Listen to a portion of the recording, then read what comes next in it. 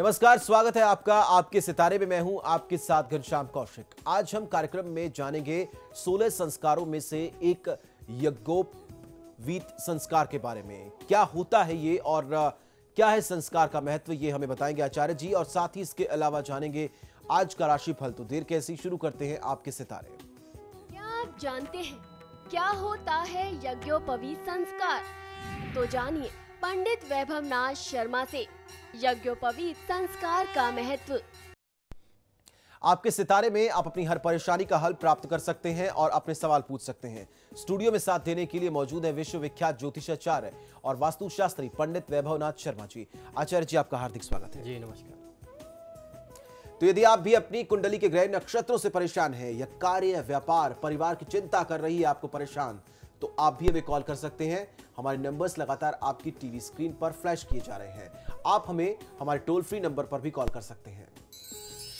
आप हमसे सीधी बात कर सकते हैं। हमारा टोल फ्री नंबर है 18001026-303। आप इस नंबर पर मुफ्त में कॉल करें। इसके अलावा आप हमें हमारे लैंडलाइन नंबर्स 012046463332 और 012046463327 पर भी कॉल करके हमसे सीधी बात कर सकते हैं।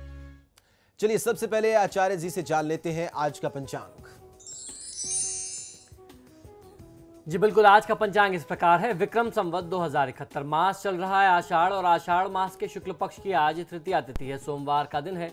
नक्षत्र है पुष्य, योग है हर्षण और करण है तैतृ। चलिए अब राशिफल की तरफ बढ़ते हैं और सबसे पहले बात करते हैं मेष राशि की। मेष राशि वाले जातकों का आज का दिन कैसा रहने वाला है? मेष राशि वाले जातक लोगों में आज भावुकता का भाव बहुत अधिक रहेगा। यानी आज आप इमोशनल बहुत ज्यादा हो सकते हैं और इमोशनल होकर के, भावुक होकर के आप गलत निर्णय ले सकते हैं।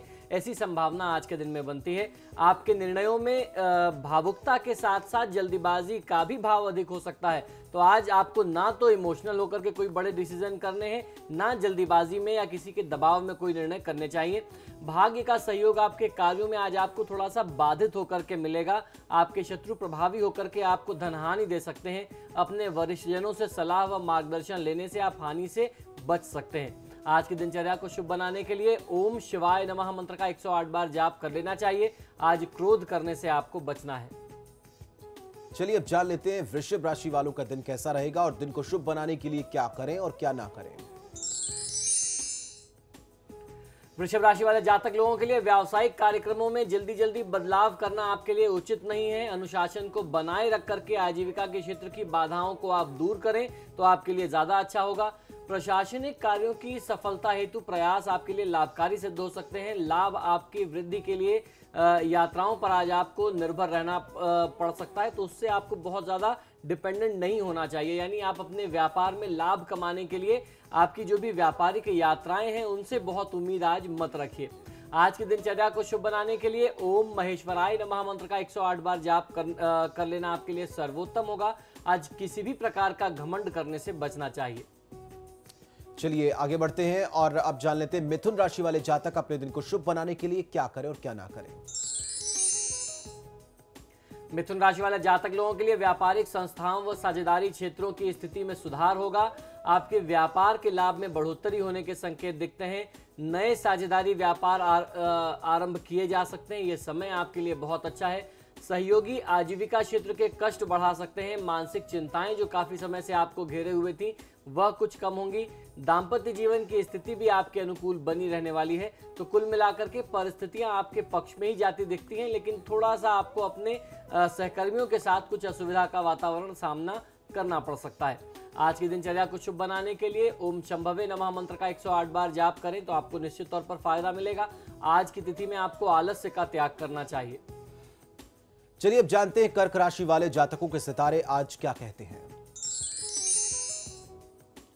कर्क राशि वाले जातक लोगों के लिए परिवार में छोटे भाई बहनों व पिता के स्वास्थ्य को लेकर के आपकी चिंताएं आज बढ़ सकती हैं। उनका स्वास्थ्य कुछ प्रभावित रहने वाला है। परिवार का सहयोग आपके साथ होने से आपको काफी राहत महसूस होगी। कार्यों का दबाव स्वयं पर लेने से आज आपको बचना चाहिए। पारिवारिक सुख शांति में वृद्धि आज हो सकती है। परिवार के सदस्यों को एक दूसरे से मिलने जुलने के अवसर प्राप्त होंगे जिनसे काफी समय से मुलाकात नहीं हुई थी। आज एक कोई कार्यक्रम ऐसा बन सकता है जिसमें परिवार के सभी सदस्य, सभी परिजन, इष्ट मित्र, रिश्तेदार एक दूसरे से मिल सके। आज के दिन को शुभ बनाने के लिए ओम पिनाकिने नमः मंत्र का 108 बार जाप कर लेना चाहिए। आज परिश्रम में किसी भी प्रकार की कमी आप न करें। चलिए अब जान लेते हैं सिंह राशि वाले अपने दिन को अच्छा व्यतीत करने के लिए क्या करें। सिंह राशि वाले जातक लोगों के लिए रिश्तेदार आपके परिवार की सुख शांति में कमी का एक बहुत बड़ा कारण आज बन सकते हैं। संतान सुख सहयोग प्राप्ति हेतु आज का दिन मध्यम रहने वाला है। परिवार के कार्यों में आपकी व्यस्तता बढ़ेगी। पारिवारिक वाद विवाद जो काफी समय से चल रहे थे वह आज पुनः एक बार फिर से बढ़ सकते हैं। पैतृक संपत्ति को लेकर के वाद विवाद की स्थिति दोबारा एक बार गहराएगी, ऐसे संकेत आज की तिथि में मिलते हैं। आज की दिनचर्या को शुभ बनाने के लिए ओम शशि शेखराय नमः मंत्र का 108 बार जाप कर लेना आपके हित में होगा। आज यात्रा करने से आपको बचना चाहिए। चलिए आगे बढ़ते हैं और अब जान लेते हैं कन्या राशि वालों का आज का दिन कैसा रहने वाला है। कन्या राशि वाले जातक लोगों के लिए अपनी आय में बढ़ोतरी करने के लिए आज आप प्रयासरत हो सकते हैं। आज आपकी ओर से व्यापारिक व पारिवारिक विवादों को सुलझाने में आपकी भूमिका बहुत सराहनीय रहेगी। विशेष शुभता आपको आज मिल सकती है संतान पक्ष से, और उसके साथ साथ अपने ज्ञान का प्रयोग करके आज आप अपने लाभ में वृद्धि कर सकते हैं। ऐसी शुभता की स्थिति बनती दिखाई देती है। नौकरी में बदलाव करने के प्रयास किए जा सकते हैं। जो लोग नौकरी पेशा लोग हैं, अपने वर्तमान कार्य से असंतुष्ट हैं, तो आप अपने लिए कुछ प्रयास कर सकते हैं, आपको उसमें लाभ मिल सकता है, ऐसे संकेत बनते हैं। आज के दिन को शुभ बनाने के लिए ओम वामदेवाय नमः मंत्र का 108 बार जाप कर लेना आपके लिए सर्वोत्तम होगा। आज धन का व्यर्थ का दिखावा करने से बचना चाहिए।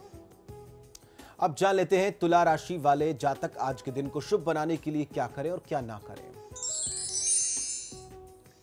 तुला राशि वाले जातक लोगों के लिए आय में वृद्धि के लिए कार्यों का चयन आपको बहुत ही सावधानी से करना चाहिए। आजीविका के क्षेत्रों की समस्याओं को सुलझाने के लिए आप अपनी ओर से प्रयास यदि आज करें तो आपको निश्चित तौर पर लाभ मिल सकता है। आर्थिक स्थिति में सुधार करने के लिए आप अपनी एकाग्रता जो है अपने लक्ष्यों पर यदि केंद्रित करते हैं तो आपको बहुत अच्छा सहयोग मिल सकता है। भाग्य के सहयोग से आज ऐसे बहुत कठिन कार्य बन सकते हैं जिनको आपने पूर्व में प्रयास किया था और वह कार्य सफल नहीं हो पाए थे, किन्हीं न किन्हीं कारण से उनमें बाधा आ गई थी। आज भाग्य का साथ बना हुआ है, आज वही कार्य आपके सफल हो सकते हैं और आपको लाभ दे सकते हैं। आज के दिन का पूरा लाभ लेने के लिए ओम विरूपाक्षाय नमः मंत्र का 108 बार जाप कर लेना आपके लिए सर्वोत्तम होगा। अन्नपूर्णा का किसी भी स्वरूप में अनादर ना करें, यानी आपके सामने जिस भी स्वरूप में भोजन आ जाए, अन्न आ जाए, आप उसको ग्रहण करें, उसका अनादर अपमान ना करें। चलिए अब जान लेते हैं वृश्चिक राशि वाले जातकों की राशि आज क्या कहती है। वृश्चिक राशि वाले जातक लोगों के लिए मित्रों का सहयोग आपके लाभों में बढ़ोतरी करने में बहुत ज्यादा सहायक हो सकता है। आजीविका के कार्यों के लिए आज की तिथि में आपको कुछ यात्राएं करनी पड़ सकती हैं। आपको योजनाओं के अनुसार चलने पर दुविधा का सामना भी करना पड़ सकता है। आजीविका क्षेत्र में वाद विवाद और मतभेद की स्थिति बन सकती है जिसको आपको अपनी सूझबूझ से दूर करने का प्रयास करना चाहिए। आज के दिन को शुभ बनाने के लिए ओम कपर्दिने नमः मंत्र का 108 बार जाप कर लेना आपके लिए सर्वोत्तम होगा। आज निवेश करने से आप बचें, निवेश के लिहाज से परिस्थितियां बहुत अच्छी नहीं बनती आपके लिए। अब जान लेते हैं धनु राशि वाले जातकों की राशि आज क्या कह रही है। आज के दिन को शुभ बनाने के लिए वो क्या करें और क्या ना करें।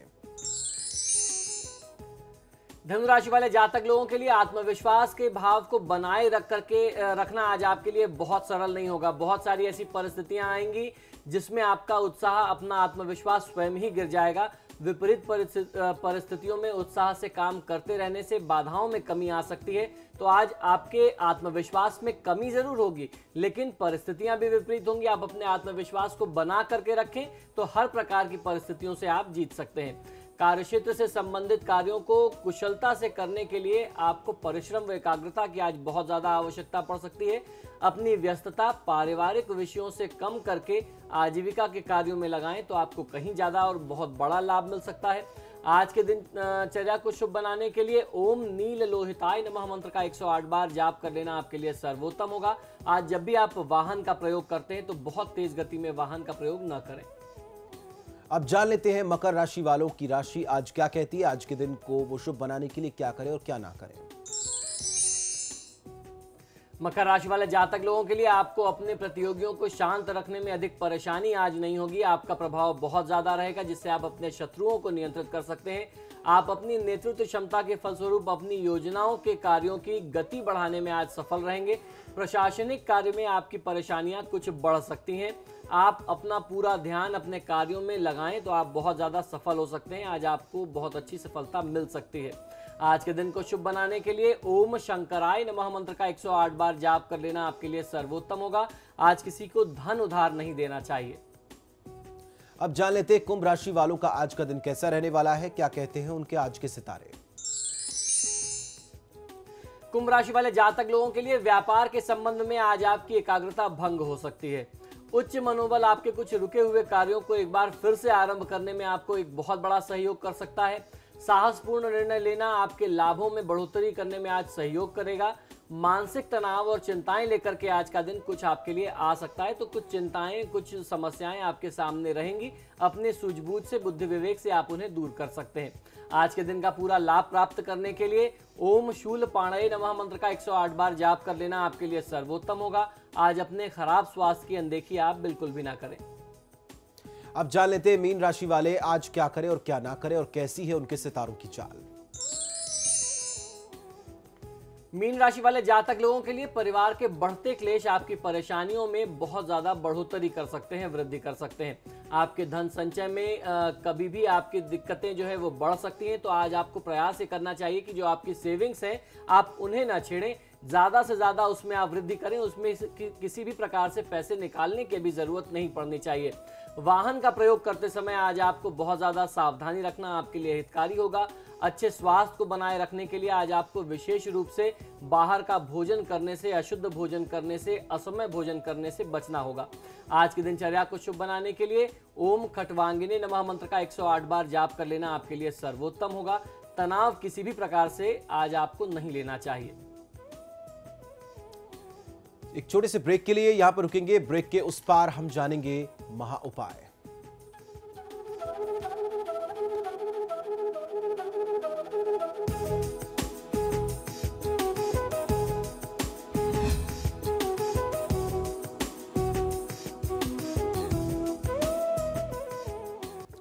ब्रेक के बाद स्वागत है आपका। चलिए अब जानते हैं क्या है आज का महा उपाय। जी बिल्कुल, आज के महा उपाय में हम चर्चा करने वाले हैं यज्ञोपवीत संस्कार के बारे में। यह यज्ञोपवीत संस्कार हमारे हिंदू धर्म के संस्कारों में दशम संस्कार माना जाता है और ये बहुत ही महत्वपूर्ण संस्कार है। और इसी संस्कार को हम उपनयन संस्कार के नाम से भी जानते हैं। मनुष्य जीवन के लिए यह संस्कार बहुत ही विशेष और बहुत ही महत्वपूर्ण बताया गया है। इस संस्कार के अनंतर ही बालक के जीवन में भौतिक तथा आध्यात्मिक उन्नति का मार्ग प्रशस्त होता है। इस संस्कार में वेदारंभ संस्कार का भी समावेश बताया गया है, यानी इसकी रचना ऐसी है, इसका स्वरूप ऐसा है कि इसी के साथ साथ ऐसा मानते हैं कि बच्चा जो है, विद्यार्थी जो है या बालक जो है वो अपने गुरु के घर जाया करता था, गुरुकुल जाया करता था पढ़ाई करने के लिए। वहीं से उसकी भिक्षा इत्यादि और भिक्षा और शिक्षा दोनों आरंभ हो जाती थी। इसी को यज्ञोपवीत संस्कार भी कहते हैं। इस संस्कार में बटुक को गायत्री मंत्र की दीक्षा दी जाती है और यज्ञोपवीत धारण कराया जाता है। यज्ञोपवीत आपके लिए और सहज शब्दों में बता दूं, जनेऊ जिसे हम ब्राह्मण धारण करते हैं, वह जनेऊ धागा जो कच्चे सूत का धागा होता है, जिसे गायत्री मंत्र के माध्यम से सिद्ध किया जाता है और धारण किया जाता है। विशेषकर अपनी शाखा के अनुसार वेदाध्ययन किया जाता है। यह संस्कार ब्राह्मण बालक को 8वें वर्ष में और क्षत्रिय बालक को 11वें वर्ष में और वैश्य बालक को 12वें वर्ष में प्राप्त होता है। कन्याओं को इस संस्कार का अधिकार नहीं दिया गया है। और आपको एक जानकारी और दे दूं कि जब बालक, पुराने समय में क्या होता था कि जब बालक को यज्ञोपवीत कराते थे तो 3 सूत का यज्ञोपवीत धारण कराया जाता था, यानी 3 सूत का धागा वह पहनता था। अब क्या होता है कि पहले एक बार बच्चे को पढ़ाई के समय कराते थे और दूसरा जो उसका यज्ञोपवीत संस्कार होता था वह विवाह के समय में होता था, जब उसे 3 के बजाय 6 सूत का धागा पहना दिया जाता था, जनेऊ पहना दिया जाता था। अगला जो तीसरा सूत्र होता था वह उसकी पत्नी की जिम्मेदारी उसके ऊपर होती थी कि भाई महिलाएं इसके लिए उनको आज्ञा नहीं दी गई है, उसकी भी जिम्मेदारी उसके जनेऊ धारण करने और उसके नियम के पालन करने की जिम्मेदारी भी पुरुष की ही होती थी। इस वजह से 6 सूत का पहनाते थे। अब क्या करते हैं कि उसी समय जब हमारे यहाँ अब यज्ञोपवीत कराते हैं, उसी समय यज्ञोपवीत कराया और उसी के जस्ट बाद 6 सूत का धागा भी धारण करा देते हैं, जिससे बार बार एक ही संस्कार को करने की आवश्यकता नहीं पड़ती। केवल विवाह संस्कार ही उनके लिए द्विजत्व के रूप में परिणित करने वाला संस्कार माना गया, यानी महिलाओं के लिए सिर्फ द्विजत्व का संस्कार जो है वह विवाह संस्कार ही है। यज्ञोपवीत का यदि हम लोग संस्कृत शब्द समझें या संधि विच्छेद अगर आप समझें तो यज्ञ धन उपवीत यानी शब्द के 2 अर्थ बनते हैं, जो 2 शब्दों से जुड़ करके बना है यज्ञ धन उपवीत। तो इसका अर्थ क्या हुआ आइए मैं आपको बताता हूं। ये यज्ञ धन उपवीत जो है यज्ञ करके आपको धारण कराया जाने वाला सूत्र, उसी को यज्ञोपवीत कहते हैं। उपनयन संस्कार जिसमें जनेऊ पहना जाता है और विद्यारंभ होता है, मुंडन और उसके साथ साथ पवित्र जल में स्नान भी इस संस्कार के अंग होते हैं। जनेऊ पहनने का संस्कार ही जो है उसे यज्ञोपवीत संस्कार कहा गया है। कच्चे सूत से बना वह पवित्र धागा जिसे यज्ञोपवीत धारी व्यक्ति बाएं कंधे के ऊपर तथा दाईं भुजा के नीचे पहनता है। यज्ञ द्वारा संस्कार किया गया उपवीत अर्थात यज्ञ सूत या जनेऊ जिसे हम धारण करते हैं उसे ही यज्ञोपवीत कहा जाता है।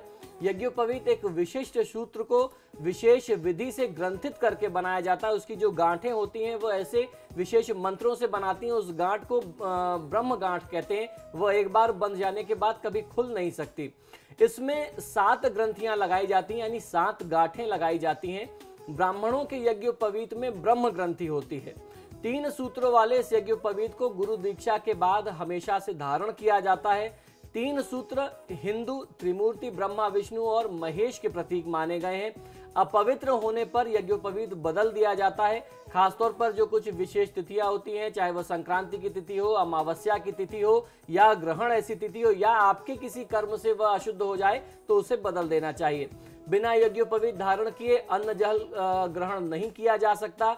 यज्ञोपवीत अथवा उपनयन संस्कार जो है वह बौद्धिक विकास के लिए सर्वाधिक महत्वपूर्ण संस्कार बताया गया है।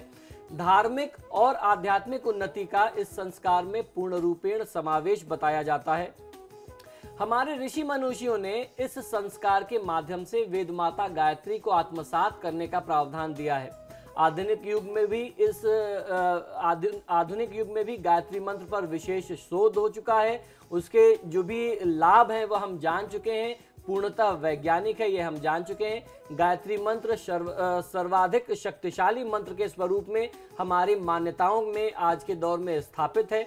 यज्ञोपवीतम परमम पवित्रम अर्थात यज्ञोपवीत जिसे जनेऊ भी कहते हैं वह अत्यंत पवित्र माना जाता है। प्रजापति ने स्वाभाविक रूप से इसका निर्माण किया है। यह आयु को बढ़ाने वाला और बल तेज को प्रदान करने वाला बताया गया है। इस संस्कार के बारे में हमारे धर्मशास्त्रों में विशेष उल्लेख हमें प्राप्त होता है। यज्ञोपवीत धारण करने के वैज्ञानिक महत्व क्या होते हैं आइए मैं आपको बताता हूं। यज्ञोपवीत धारण करने का वैज्ञानिक महत्व बहुत ज्यादा है। प्राचीन काल में जब गुरुकुल की परंपरा थी उस समय प्रायः 8 वर्ष की उम्र में यज्ञोपवीत संस्कार संपन्न किया जाता था। इसके बाद बालक विशेष अध्ययन के लिए गुरुकुल चला जाता था। यज्ञोपवीत से ही बालक को ब्रह्मचर्य की दीक्षा भी दी जाती थी, जिसका पालन गृहस्थाश्रम में आने के पूर्व तक किया जाता था। इस संस्कार का उद्देश्य संयमित जीवन के साथ आत्मिक विकास में रत रहने के लिए बालक को प्रेरित करना होता है।